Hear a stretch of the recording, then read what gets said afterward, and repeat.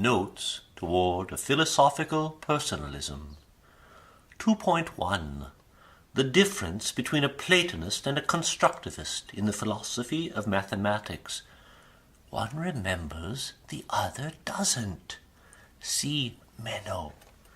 It is significant that Plato's theory of knowledge is that of a poet. Memory, the lure of all art. 2.2. What is required for intention to become a creature of personality and not ego alone? See. But they'll not raise the bolt your wards so finely wrought. What to your spirit she will not reveal, you cannot wrest from her with levers and with steel. 2.3. This wresting is my dialectic.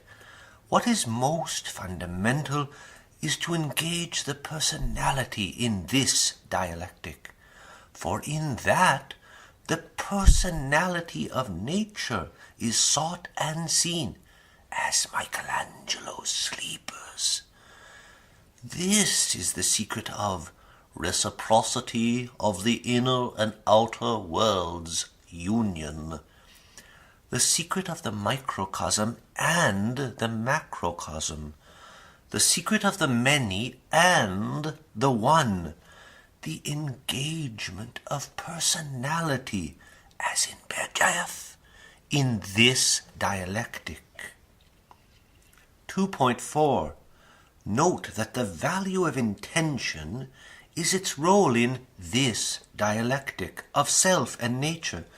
It plays the same role its analog does in physics, times arrow.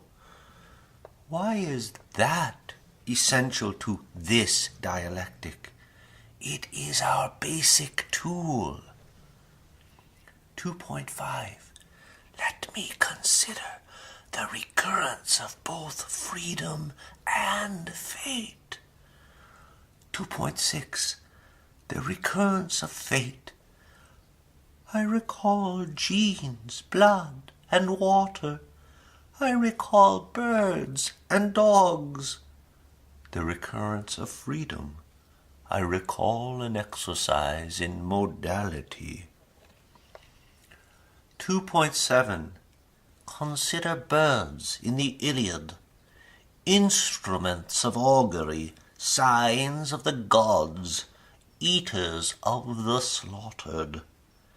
In the first, the recurrence of freedom. In the third, the recurrence of fate.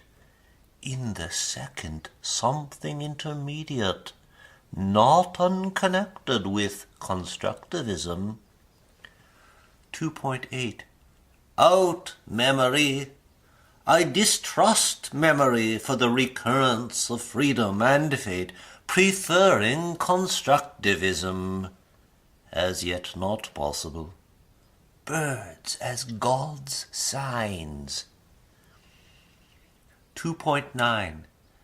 Let me identify the elusive, compelling, dark block that has troubled me for so long. Emotion, the introduction to drama, bearer of two masks, joy and sorrow. 2.10. Note that drama and recurrence prompted by memory confound intention. The arrow is taken in mid-course and steered away from its target. As in the Iliad, a god steers an arrow from a hero. 2.11. A paradox reached. The fullness of the dialectic of self and nature demands the engagement of personality. It demands a leaping forward of the arrow and a circular bending and halt of the arrow. 2.12. Conclusion. Man's happiness is a life of fits and starts. 2.13 Philosophy of Mathematics Revisited.